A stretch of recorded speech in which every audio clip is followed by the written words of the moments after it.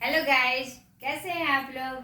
आज के स्पीता पहचान क्लासेस में आज के शेड्यूल के अनुसार मैं लेके आई हूँ गोधुली भाग 1 क्लास 9 बीएसईबी यानी बिहार बोर्ड, जो मेन हिंदी के बच्चों का होता है। उसमें मैं काव्य खंड पाठ 2 मंझन के कड़वक लेके आई हूँ, जिसके पद 1 एवं पद 2 की व्याख्या मैंने पिछली वीडियो में आपको कर दी थी और आप तो उसे समझ भी गए होंगे। आज मैं उसी मंझन के कड़वक का प्रश्न अभ्यास लेके आई हूँ, ताकि आप अपने प्रश्न उत्तर को अच्छे ढंग से बना पाएं। मैंने आपसे कहा था कि आप प्रश्न उत्तर बना लीजिए, लेकिन मैंने आपको ये भी कहा था कि मैं थोड़ा संकेत आपको दे दूंगी ताकि आप उस प्रश्न उत्तर को और अच्छे से कर सके। तो मैं आज आ गई हूँ उसी संकेत को देने के लिए। तैयार हो जाइए और समझिए कि इन प्रश्न के उत्तर को कैसे कंप्लीट करना है, कैसे बनाना है, किस ढंग से बनाना है। ठीक है बेटा। अब देखिए पहला प्रश्न, अभ्यास का पहला प्रश्न। कवि ने प्रेम को संसार में अंगूठी के नगीने के समान अमूल्य माना है। इस पंक्ति को ध्यान में रखते हुए कवि के अनुसार प्रेम के स्वरूप का वर्णन करें। तो आपने जब मैं कड़वक पढ़ा रही थी, उसी में पहले ही पद में हमने देखा था, प्रेम अमोलिक नग से सारा जय जिय प्रेम सो धनी अवतारा। यानी कि कवि ने प्रेम को संसार में अंगूठी के नगीने के समान माना है, जो कि अंगूठी का एक प्रमुख भाग होता है।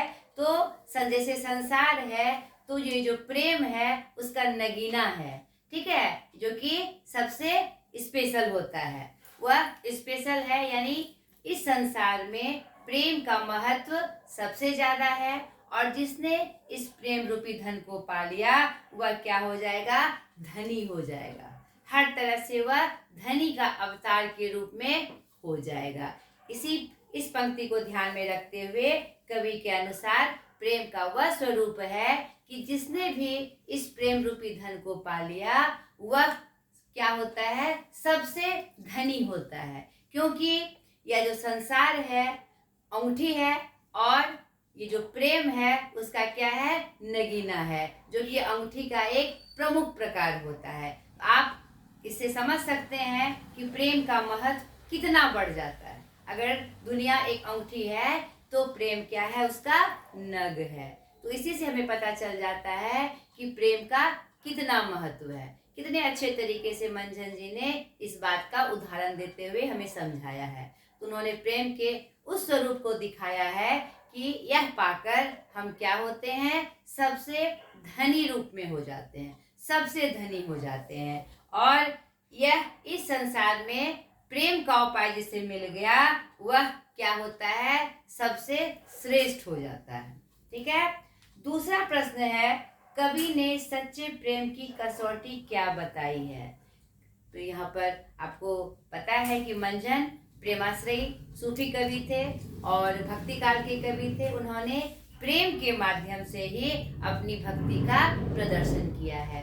तो प्रेम उनके लिए सर्वश्रेष्ठ है। तो उन्होंने सच्चे प्रेम की कसौटी क्या बताई है कि अगर प्रेम हमें प्राप्त हो जाता है तो दुनिया में बहुत सारे उपाय अपने आप सामने आ जाते हैं। यानी कोई भी समस्या आए, अगर हम प्रेम से चले तो ऑटोमेटिक सारी राहें खुल जाती है और सब कुछ हमारे सामने स्पष्ट होते चला जाता है। तो आपको कैसे आंसर करना है, कवि मंझन ने प्रेम की सच्ची कसौटी यह बताई है कि इस प्रेम से ही यह जग पूरा उजाला है, प्रकाश है उसमें, और जिसने इसे पा लिया वह धनी हो जाता है। और प्रेम का ऐसा महत्व है कि इस सृष्टि में जो उजाला है वह उसी से फैला है, और दूसरा कोई ऐसा साधन नहीं है जो प्रेम के जोड़ में खड़ा रह सके।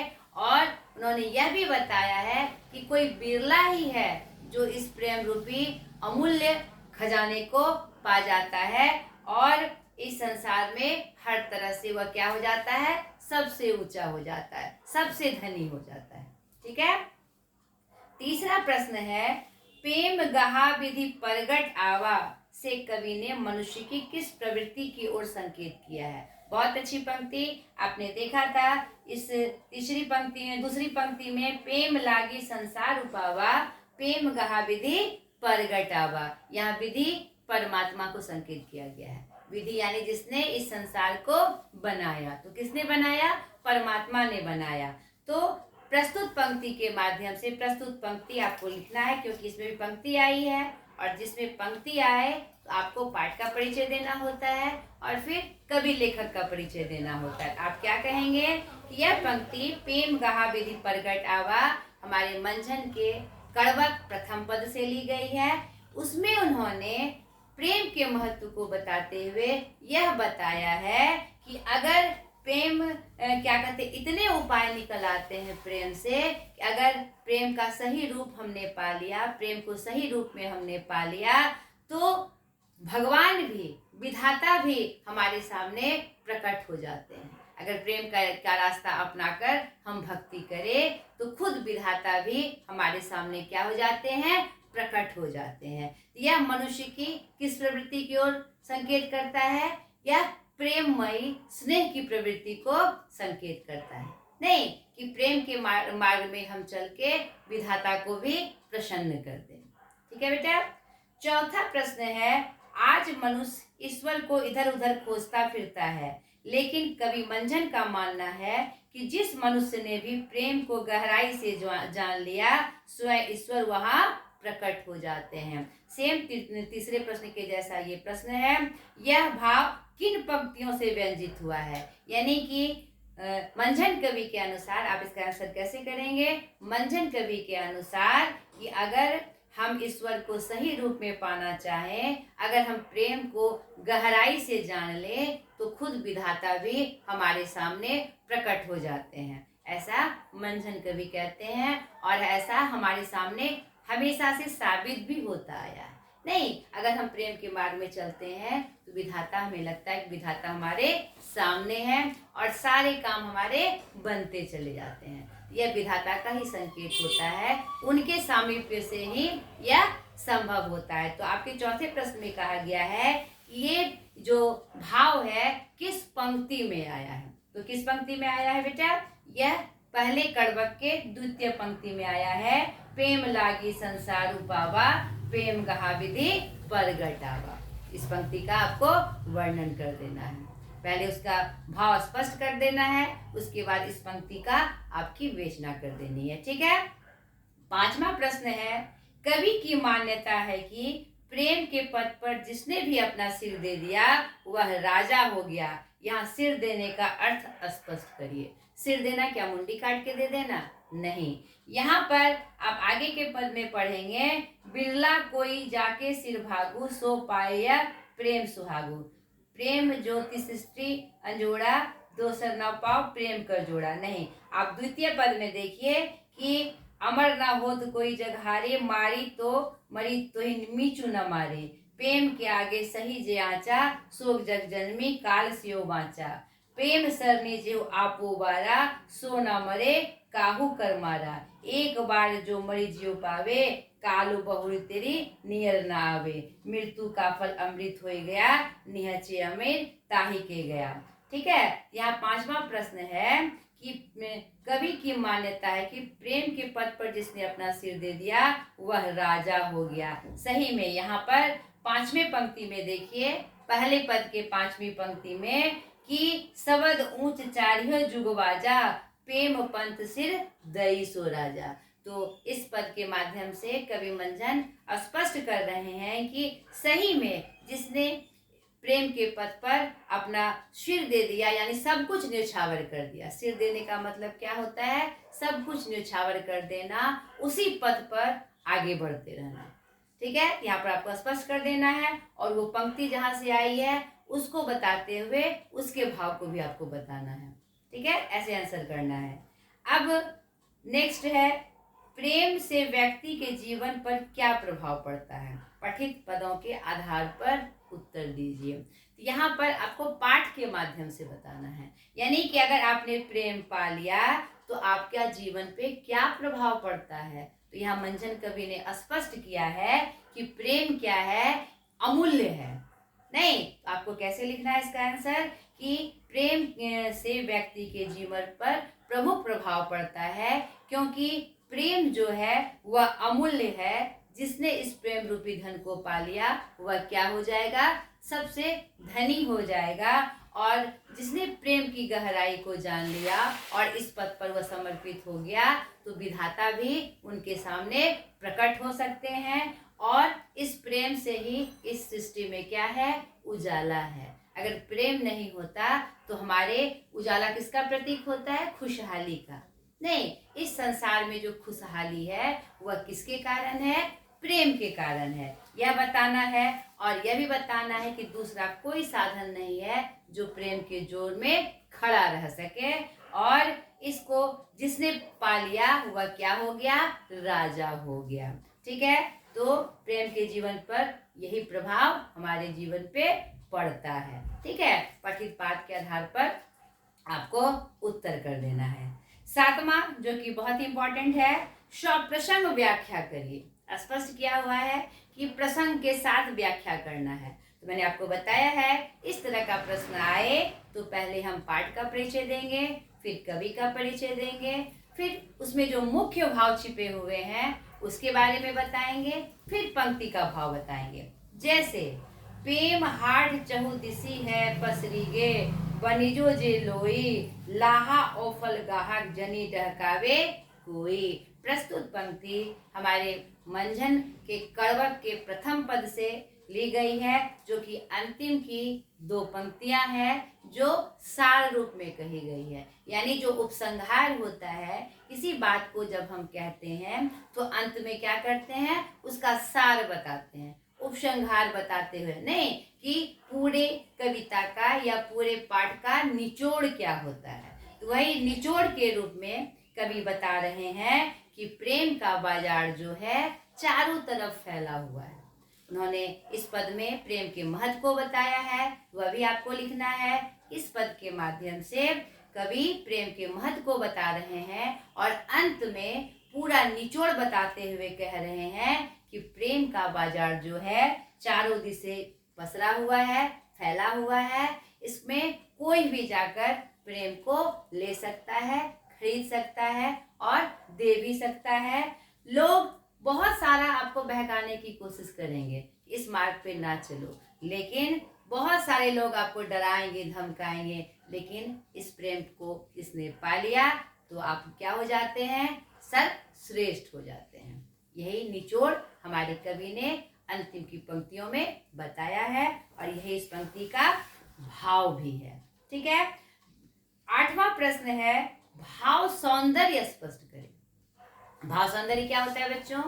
यानी कविता में जो भाव है वह किस रूप में प्रस्तुत हुआ है, किस सुंदरता के साथ प्रस्तुत हुआ है। ठीक है, जैसे देखिए कौन नंबर कह रहा है, एक बार जो मरी जियो पावे काल बहोरी तेरी नियर नावे। यह प्रस्तुत पंक्ति आपको परिचय देना है। पहले प्रस्तुत पंक्ति हमारे मंझन जी के कड़वक के द्वितीय पद से ली गई है। उसमें उन्होंने बताया है कि प्रेम के मार्ग पे चलकर हम क्या हो जाते हैं? अमर हो जाते हैं। पहले पद में वह प्रेम की महत्ता बता रहे हैं और द्वितीय पद में वह बता रहे हैं कि प्रेम को पाकर इस राह पे चलकर आप में क्या चेंजिंग आएगी, आप कैसे प्रसिद्ध होंगे, आप में कौन सा परिवर्तन होगा। वही कह रहे हैं एक बार जो प्रेम में मर गया और मर के जी उठा तो काल भी उसका कुछ भी नहीं बिगाड़ सकता है। यानी प्रेम का मार्ग बहुत सरल नहीं है, इसमें ढकाने वाले बहकाने वाले बहुत लोग मिलेंगे, बहुत सारी बाधाएं आएंगी। फिर भी आप एक दृढ़ निश्चय करके अगर इस पथ पे बढ़ते जाते हैं तो अंततः क्या होता है कि आप काल को भी जीत लेते हैं, काल भी आपका कुछ नहीं बिगाड़ सकता। ठीक है बच्चों, यह बात बताते हुए आपको पंक्ति का जो भाव है इसका स्पष्ट करना है। ठीक है, दूसरा है, मृत्यु का फल अमृत हो गया निहचे अमर ताही के कया। तो यहाँ पर यह पंक्ति हमारे मंझन जी के कड़वक के द्वितीय पद से ली गई है, जिसमें उन्होंने यह बताया है कि प्रेम को पाकर क्या होता है, मृत्यु का फल भी क्या हो जाता है? अमृत हो जाता है। यानी वह मृत्यु भी हमारे लिए क्या हो जाती है? अमृत के समान हो जाती है और हमारी काया क्या हो जाती है, हमेशा के लिए अमर हो जाती है। यानी मर कर भी हम क्या हो जाते हैं, अमर हो जाते हैं। बहुत सारी ऐसी गाथाएं हैं, बहुत सारी ऐसी कहानियां हैं जिसमें आपने देखा होगा कि प्रेम में मर कर भी लोग क्या हुए, अमर हो गए। इस पंक्ति के भाव से कवि यही स्पष्ट कर रहे हैं कि मृत्यु भी उसका कुछ नहीं बिगाड़ सकता, वह मर के भी क्या हो जाता है, अमर हो जाता है। वह मृत्यु भी उसके लिए क्या हो जाती है, अमृत के समान हो जाती है। ठीक है। नवा प्रश्न कह रहा है, प्रेम में सर्वसमर्पण से व्यक्ति के निजी जीवन में आत्मिक सुंदरता आ जाती है। वह परिपक्वता कवि के विचारों में किस प्रकार आती है, स्पष्ट करें। तो यह बहुत ही सुंदर और बहुत ही गंभीर प्रश्न है कि सच में प्रेम में सब कुछ अगर हम न्योछावर कर दे, सब कुछ समर्पित कर दे, तो एक अजीब सी मिठास और एक अजीब सा जो क्या कहते हैं संतोष होता है हमारे अंदर आ जाता है। जो सही रूप में इसमें चल गया तो उसे ही यह अनुभूति हो सकती है कि उसका परिणाम क्या होता है। तो निश्चित रूप से वह रसमय हो जाता है और एक परिपक्वता आ जाती है। क्योंकि कहते हैं ना, कठिन राह पे चल के ही आदमी क्या हो जाता है, एक मजबूत ढाल बनता है। तो उस पे चलना बहुत आसान तो नहीं है। जब वो उस राह पे चलते चलते अंततः लक्ष्य की प्राप्ति के करीब होता है तो वह खुद में वह महसूस करता है वह मैच्योर हो गया है, परिपक्व हो गया है। उसमें बहुत सारे ऐसे ज्ञान आ जाते हैं जो जीवन जीने को क्या करते हैं, सरल बनाते हैं। ठीक है। तो ये आपको बताना है कि विचारों से किस प्रकार आती है, कैसे आती है, क्योंकि वह जानते हैं, कवि को यह पता है कि जो प्रेम में मर गया वह हमेशा के लिए क्या हो गया, अमर हो गया। नहीं, मृत्यु भी उसके सामने नहीं टिक सकती, काल का भी डर उसे नहीं सताता। नहीं, और वह हर तरह से क्या हो जाता है, सर्वश्रेष्ठ हो जाता है, ऊंचे पद को पा लेता है। ठीक है बेटा। अब नेक्स्ट प्रश्न कह रहा है, प्रेम की शरण में जाने पर जीव की स्थिति क्या होती है। आपको पद के माध्यम से ही बताना है कि प्रेम की शरण में जो चला गया वह क्या होता है, काल भी, इस पंक्ति में स्पष्ट भी किया गया है, जो जियो जान ही काल भो प्रेम शरण करी नेम, फिर दुह जग काल भो शरण काल जग प्रेम। यानी अंतिम की पंक्तियों में मंझन जी ने स्पष्ट किया है अपने कड़वक में द्वितीय पद में कि प्रेम की शरण में जो जीव आ गया उसकी स्थिति क्या हो जाती है कि उसे काल का भी भय नहीं होता है और वह प्रेम की शरण में आकर निश्चिंत हो जाता है और कि कोई भी जब काल से उसे डराए वह डरता नहीं है, वह हर तरह से क्या हो जाता है, अमर हो जाता है। ठीक है बेटा। तो यहाँ पर दोनों कड़वक में उन्होंने प्रेम की महत्ता बताई है और दूसरे पद में महत्ता बताते हुए आपकी क्या स्थिति होती है प्रेम को पाकर उसको चित्रित किया है। तो दोनों को ध्यान से आपको समझना है, दोनों में प्रेम की ही महत्ता बताई गई है। ठीक है। तो नेक्स्ट अब हम ग्रामर के पोर्शन में आ जाएं। निम्नलिखित शब्दों के पर्यायवाची शब्द लिखें। पर्यायवाची क्या होता है, सेम नाम, जैसे संसार, जग, दुनिया, सिर, माथा, सिर, सर। ठीक है। हाट, बाजार, हटिया। नहीं, पंथ, रास्ता। ठीक है। प्रेम, प्रेम क्या होता है, प्यार, स्नेह।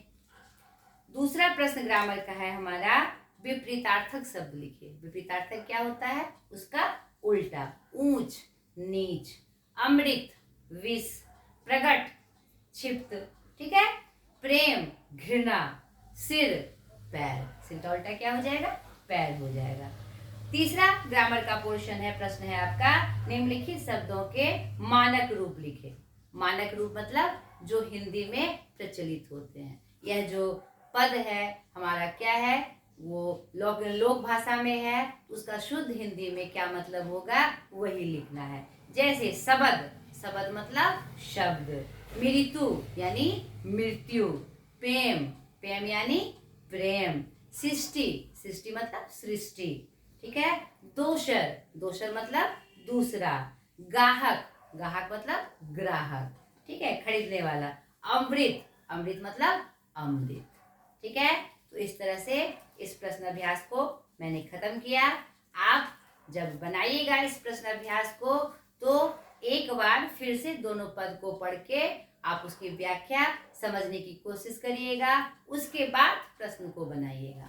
तो मेरा वीडियो देखकर आपको ये संकेत मिल गया होगा कि कैसे इसके आंसर को करना है। ठीक है बच्चों, आज तक के लिए इतना ही। बाय।